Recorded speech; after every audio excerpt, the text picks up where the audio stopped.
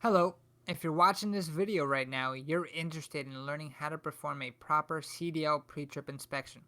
You probably want to learn this skill in order to pass a CDL road test. Now I must warn you, the CDL road test, no matter where you take it, is going to be a 2.5 hour test. So it does require the proper training in order for you to pass this test the first time.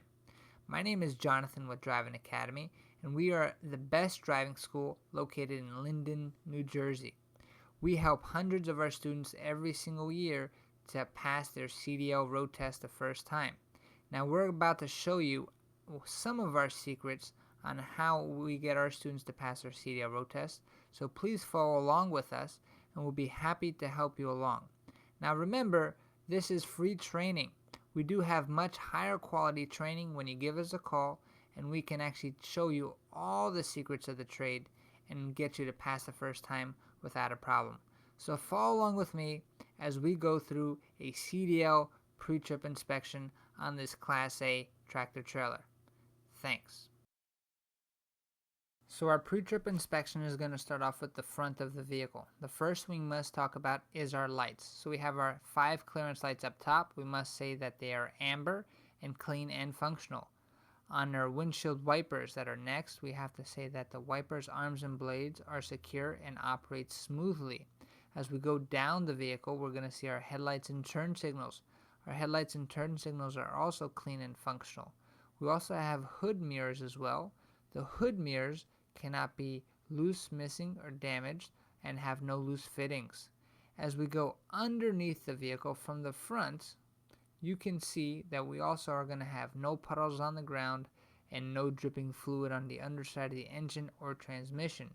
And that's what you have to talk about for the front part of the engine. And notice the wording that I'm using, because that is very, very, very important. Now we're going to look under the hood on the driver's side. On the driver's side, we're going to have our power steering fluid. We first must indicate where the dipstick is located. It is an adequate level and above the refill mark. The next fluid that we're going to look at is our oil level. Indicate the dipstick again. It's in safe operating range above the refill mark. You do not have to pull out the dipsticks during the actual test. You just must use the wording.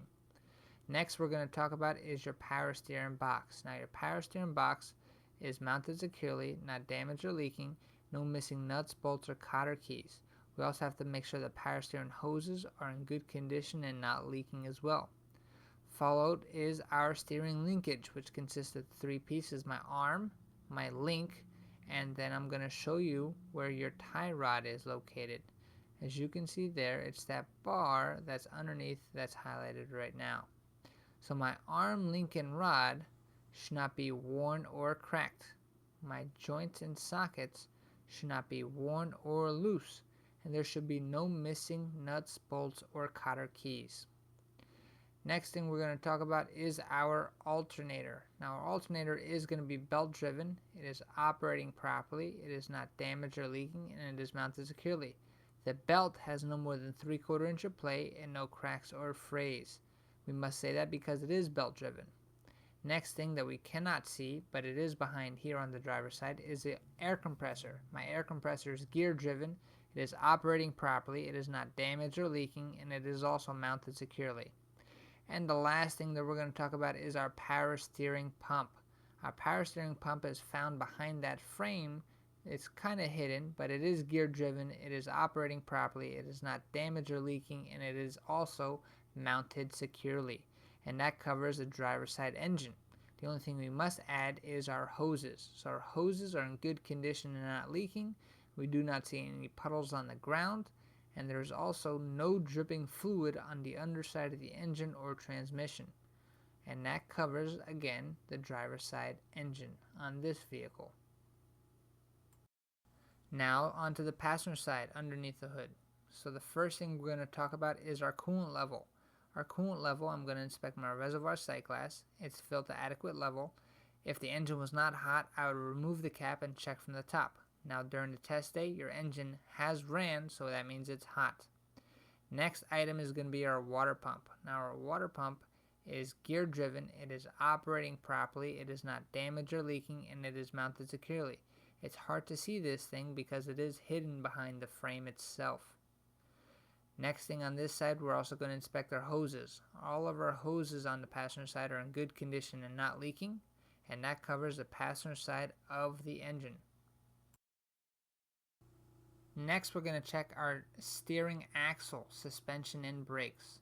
This is going to be different than other suspensions, so make sure you pay attention. First thing is going to be leaf springs. They cannot be missing, shifted, cracked, or broken. This is going to be followed by our U-bolts in the center there, which cannot be broken, loose, or missing any bolts, and they have to be secured to the vehicle axle. This is followed by our spring hanger, which cannot be cracked or broken, which is followed by our shock absorber, which cannot be leaking and has to be mounted securely. It is mounted with our bushings, which can be found on the top and on the bottom of the shock absorber. It's those round rubber pieces right there, and they cannot be missing or damaged. That covers everything on the suspension. It's time to move on to the brakes now. First thing in the brakes is going to be your slack adjuster and push rod. They cannot be broken, loose, or missing any parts. They can also not move more than 1 inch with the brakes released when pulled by hand. Our brake chamber is next. That cannot be cracked, damaged, broken, or leaking, and it has to be mounted securely. Our brake hoses, lines, and couplings are next, which cannot be cracked, worn, or leaking. And behind the tire, we have our brake drum and our brake lining. Our brake drum cannot be cracked, damaged, or have any holes. Also cannot have any broken or loose missing bolts, free from contaminants such as oil, debris, and grease. Our brake lining cannot be worn dangerously thin. Now that's all of our brakes. All of our brakes are exactly the same no matter what tire you're talking about. And remember the number 5 because we talked about 5 different brake items. Do you remember what they are? Think about it. Now that's your steering axle. So let's pay attention and move on to the next section. Next is our steering tire. First thing we must talk about is our tread depth. Our tread depth has to be no less than 4/32 of an inch, and the tread has to be evenly worn. There cannot be any cuts or damage to the tread or to the sidewall. The rim can also have no damage, no bends or welding repairs. My valve step and chem cannot be broken, loose, or missing, and my tire pressure should be from 90 to 100 psi. Next is going to be my lug nuts. My lug nuts are all present. There's no indications of looseness such as rust trails or shiny treads. My bolt holes are not distorted. That center black piece is your hub seal. The hub seal cannot be leaking and it has to be filled to the adequate level. And that is your front steering tire. Next, we're going to talk about our door. Now, our door cannot be damaged and must also open and close properly from the outside. The hinges must be secure and the seal on the inside must be intact. Next is our mirror. Our mirror brackets cannot be broken or damaged, and they cannot have any loose fittings as well. Next is our fuel tank. Our fuel tank is unsecure. It is not leaking from the tank or lines, and as you can see, our cap is going to be on very tightly. Next is going to be our steps. Now we have multiple steps on the truck. We're also going to say that it is solid, free from objects, and securely mounted to the vehicle frame. These steps will say the same exact thing, including with our catwalk. So steps and catwalk are solid, clear of objects, and securely mounted to the vehicle frame. Next, we're going to have our air and electric lines. Our air and electric lines cannot be spliced, cut, chafed, or worn. They cannot have any steel braids showing through. They also cannot be tangled or dragging against any tractor parts. As you can see, these lines are not. Next, we're going to talk about our exhaust system. So our exhaust has to be connected tightly, mounted securely. It cannot have any signs of leaks or holes, such as rust or carbon soot. Next, we're going to talk about when we get up on top of the catwalk, we can see our drive shaft, which is that round, solid bar of metal underneath the frame. So the drive shaft cannot be cracked or bent, and the couplings have to be secure and free from foreign objects as well, and those are your couplings where they connect. Next, we're going to have our frame and our cross member. Our frame and cross member, which is going across, cannot be broken or damaged. and cannot have any welding repairs. Next, we're going to have our mounting bolts and brackets. They cannot be broken, loose, or missing. These are our air and electrical connections. These have to be connected tightly to the trailer. Our glad hands also have to be connected tightly with no air leaks, and our electrical plug has to be firmly seated.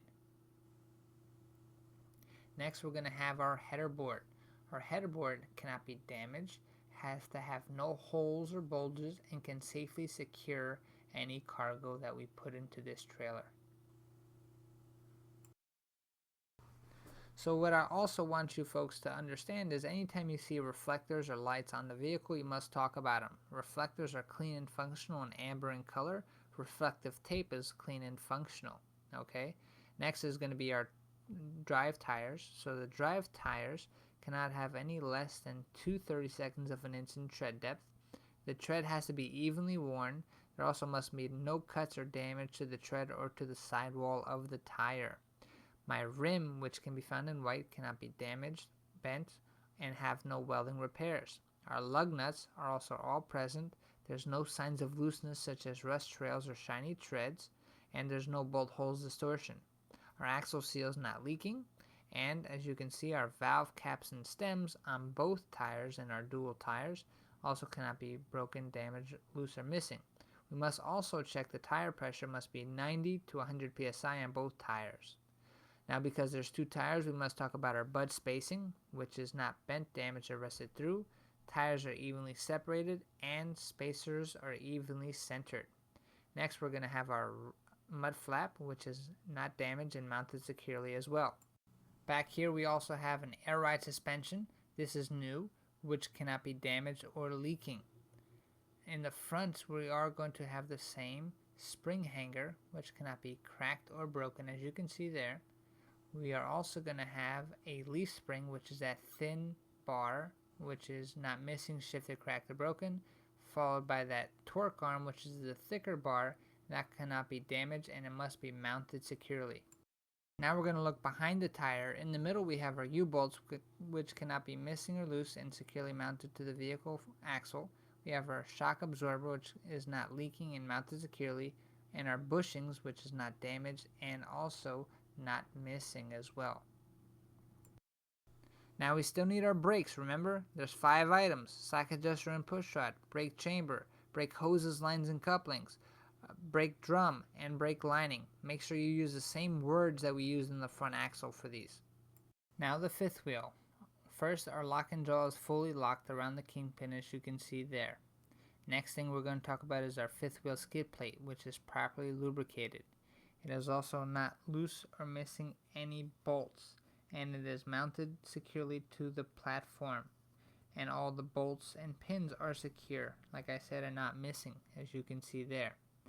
Now, our platform is not cracked or broken, and because this is a sliding fifth wheel, we must also double check to make sure that there are no loose or missing pins, and all the locking pins are fully engaged, and that the fifth wheel is positioned properly, that the tractor frame will clear the landing gear during turns. Okay, we are also going to have to talk about the gap, that there is no gap between the fifth wheel and the apron. In the back, we're going to have to talk about the release arm, which is in the engaged position and the safety latch is in place. We also have to make sure that the kingpin is not bent, the apron is not bent, cracked, or broken. And those are all the items you must talk about for your fifth wheel. So back here we must also talk about our taillights. Our taillights are clean and functional. We must also talk about the reflective tape, clean and functional. Our landing gear is fully raised on the trailer. Our crank handle is secure, no loose or missing parts, and the support frame is secure as well. Okay? As we move down the side of the trailer, any lights or reflective tape that we see, we must call it clean and functional. Now as we move back to the trailer tires, our tread depth must be 2/32 of an inch. Our tread must be evenly worn. There must be no cuts or damage to the tread or to the sidewall, as you can see that there is not. Next we're going to talk about our rim. It is not bent, damaged, and has no welding repairs. Our lug nuts are all present, free from looseness such as rust trails or shiny treads. Our axle seal in the middle is still not leaking and filled to adequate level. Our valve cap and stem, again 2 tires, 2 different valve caps, are not missing or damaged, and the tire pressure must be 90 to 100 psi. Because there is multiple tires here, we must talk about the spacers here. The spacers not bent, damaged, or rusted through, and the tires are evenly separated, as well as the spacers being evenly centered, as you can see a clear picture from this point of view right over here. Next, we're going to talk about the suspension. So that's your spring hanger not cracked or broken, leaf spring thin bar is not missing, shifted, cracked, or broken, torque arm thick bar is not going to be damaged, and also it is mounted securely. In the center we have also 2 U-bolts like we talked about, not loose or missing bolts, and securely mounted to the vehicle axle. Underneath here we have a good view of our brakes. Again, we have all 5 brake items back here, which are brake hoses, lines, and couplings, brake chambers, brake drums, brake linings, and slack adjusters and push rods. Make sure to remember to say all the brake items. So, when it comes to the back of our trailer, we're going to have a door tie that must be secure. This is what we use to secure the door to. Makes sense, right? Next, underneath the trailer door tie is going to be a trailer frame. So my trailer frame, cross-member box, and floor cannot be damaged, broken, or have any holes. My reflective tape must also be clean and functional, as you can see. Also, any lights that you see in the back. The back door must open and close properly, and also latch. The hinges must be secure, and the seal must be intact. Okay? When it comes to the trailer lights, they all must be clean and functional. The clearance lights in the center, clean and functional, and red in color because of the rear. Reflective tape also clean and functional. Now that completes our CDL pre-trip inspection. Now during your test, you definitely do not want to go as fast as this video. You want to talk about each item individually, and you want to take your time. Remember, there is no time limit. Now if you want the best chance of passing your test, you have to give the best truck driving school a call today, and that's us. Give us a call. We're located in Linden, New Jersey. Our name again is Driving Academy, and we're here to help you get to your road to freedom. And we also offer free lifetime job placement, so you can also make some good money with your new license. Thank you very much. Have a good day.